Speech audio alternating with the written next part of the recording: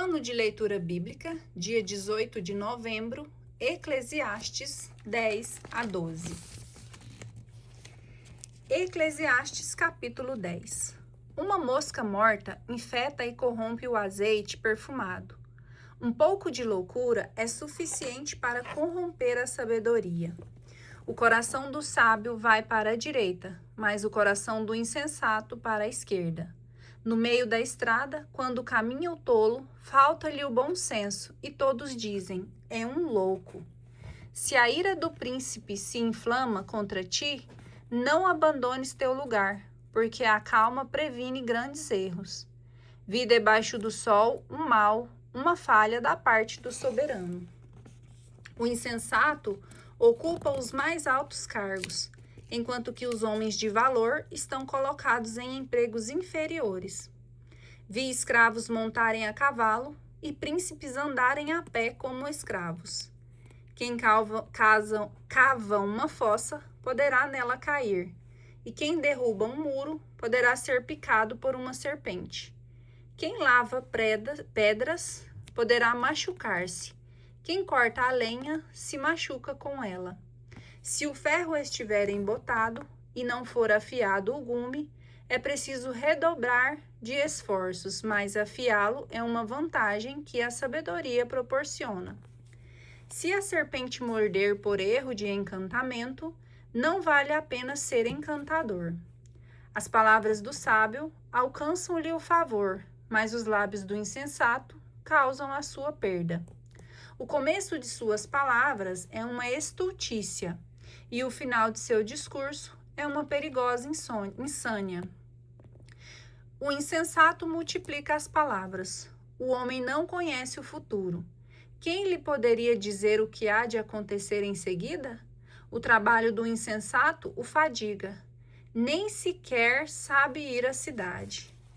Ai de ti, país, cujo rei é um menino, e cujos príncipes comem desde a manhã.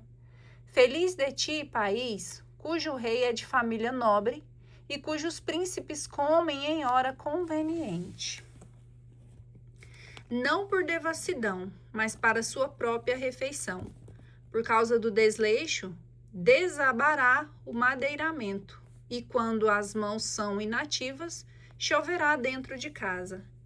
Faz-se a festa para se divertir, o vinho alegra a vida e o dinheiro serve para tudo. Não digas mal do rei, nem mesmo em pensamento. Mesmo dentro de teu quarto, não digas mal do poderoso, porque um passarinho do céu poderia levar tua palavra e as aves repetirem tuas frases. Eclesiastes capítulo 11. Incertezas. Atira teu pão sobre a superfície das águas, porque depois de muito tempo o acharás. Faze de tua riqueza 7, e mesmo 8 partes, porque não sabes que calamidade sobrevirá à terra. Quando as nuvens estiverem carregadas, derramarão a chuva sobre a terra. Quando tomba uma árvore para o sul ou para o norte, lá onde cai, fica. Quem observa o vento, jamais semeará. Quem examina as nuvens, nunca cegará. Do mesmo modo que não sabes qual é o caminho do sopro da vida e como se formam os ossos no seio de uma mãe. Assim também ignoras a ação de Deus que faz todas as coisas. Semeia a tua semente desde a manhã e não deixes tuas mãos ociosas até a noite, porque não sabes o que terá bom êxito. Se isto ou aquilo, ou se ambas as coisas são igualmente úteis. Juventude e velhice. Doce é a luz e é um deleite para os olhos ver o sol. Por mais numerosas que sejam os anos de vida, regozija-se o homem em todos eles, mas deve pensar nos dias obscuros, que serão numerosos. Tudo o que acontece é vaidade. Jovem, rejubila-te na tua adolescência, e enquanto ainda és jovem, entrega teu coração à alegria. Andas nos caminhos de teu coração e segundo os horários de teus olhos. Mas fica sabendo que tudo isso Deus te fará prestar conta. Afasta a tristeza do teu coração e poupa o sofrimento a teu corpo, porque a juventude e a adolescência são passageiras. Eclesiastes capítulo 12.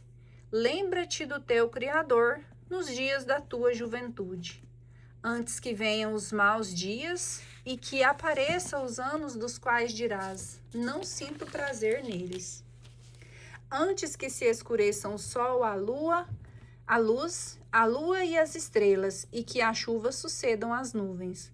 Anos nos quais tremem os guardas da casa, nos quais se curvam os homens robustos e param de moer as moleiras pouco numerosas, nos quais se escurecem aqueles que olham pelas janelas, nos quais se fecham para a rua os dois batentes da porta, nos quais se enfraquece o ruído do moinho, nos quais os homens se levantam ao canto do passarinho, nos quais se extingue o som da voz, nos quais se temem as subidas, nos quais se terão as sobressaltos no caminho, nos quais a amendoeira branqueia, nos quais o gafanhoto engorda, nos quais o alcaparra perde a sua eficácia, porque o homem se encaminha para a morada eterna e os carpidores percorrem as ruas, antes que se rompa o cordão de prata, que se despedace a lâmpada de ouro, antes que se quebre a bilha na fonte e que se fenda a roldana sobre a cisterna,